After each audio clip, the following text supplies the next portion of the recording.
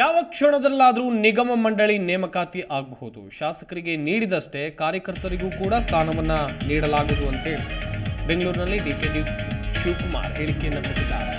ಸಂಕ್ರಾಂತಿಯೊಳಗೆ ನಿಗಮ ಮಂಡಳಿ ಅಧ್ಯಕ್ಷರ ನೇಮಕಾತಿ ಆಗಲಿದೆ. ಕಾರ್ಯಕರ್ತರ ಲಿಸ್ಟನ್ನು ದೆಹಲಿ ನಾಯಕರು ತರಿಸಿಕೊಳ್ಳುತ್ತಾ ಇದ್ದಾರೆ ಎನ್ನುವುದಾಗಿ ಡಿಸಿಎಂ ಡಿಕೆ ಶಿವಕುಮಾರ್ ಅವರು ಹೇಳಿಕೆಯನ್ನು ಕೊಟ್ಟಿದ್ದಾರೆ. ರಾಜ್ಯದಲ್ಲಿ ಒಂದು ಕಡೆಯಲ್ಲಿ ನಿಗಮ ಮಂಡಳಿ ಆಯ್ಕೆ ಪ್ರಕ್ರಿಯೆ ಯಾವಾಗ ಆರಂಭ ಆಗುತ್ತೆ, ಅಧ್ಯಕ್ಷರ ನೇಮಕಾತಿ ಯಾವಾಗ ಆಗುತ್ತೆ ಎನ್ನುವಂಥ ದೊಡ್ಡ ಮಟ್ಟದ ಪ್ರಶ್ನೆ ಇದೆ. ಈ ನಿಗಮ ಮಂಡಳಿ ಅಧ್ಯಕ್ಷ ಸ್ಥಾನಕ್ಕಾಗಿ ಒಂದಷ್ಟು ಕಾಂಗ್ರೆಸ್ನ ಶಾಸಕರುಗಳು ಹಾಗೆಯೇ ಹಿರಿಯ ನಾಯಕರ ನಡುವೆ ಜಟಾಪಟಿ ಆಗ್ತಾ ಇರೋದಂತೂ ಸ್ಪಷ್ಟವಾಗಿ ಗೊತ್ತಾಗ್ತಾ ಇದೆ. ಹೀಗಾಗಿ ಈಗಲೇ ಅಧ್ಯಕ್ಷರ ನೇಮಕ ಮಾಡಬೇಕಾ, ಇನ್ನೂ ಒಂದು ಸ್ವಲ್ಪ ಕಾಯಬೇಕಾ ಎನ್ನುವಂಥ ನಿಟ್ಟಿನಲ್ಲಿ ಕಾಂಗ್ರೆಸ್ನ ನಾಯಕರು ಒಂದು ಕಡೆಯಲ್ಲಿ ಇದ್ದಾರೆ.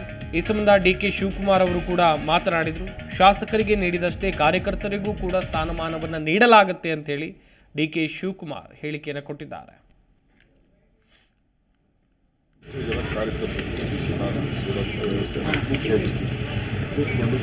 ಅಂತಿಮ ಆಗಿದೆ ಸರ್ ಕಾರ್ಯಕ್ರಮ. ಒಂದು ಫೈಲ್ ಎಲ್ಲ ಬಂದಿದೆ, ಲಿಸ್ಟೆಲ್ಲ ಬಂದಿದೆ. ಡೆಲಿವರಿ ಕೂಡ ಎಲ್ಲ ಯಾರು ಮಾತು ಕೊಟ್ಟಿದ್ದಾರೆ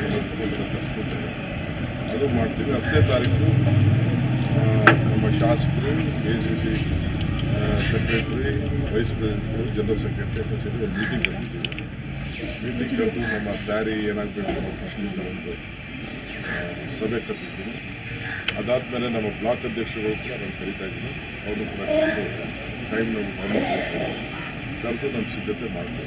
ಇದೆಲ್ಲ ಕಾರ್ಯಕರ್ತರು ವ್ಯವಸ್ಥೆ ಕೂತ್ಕೊಂಡು ತೀರ್ಮಾನ ಮಾಡಿ. ಅಂತಿಮ ಆಗಿದೆ ಸರ್ ಕಾರ್ಯಕ್ರಮ.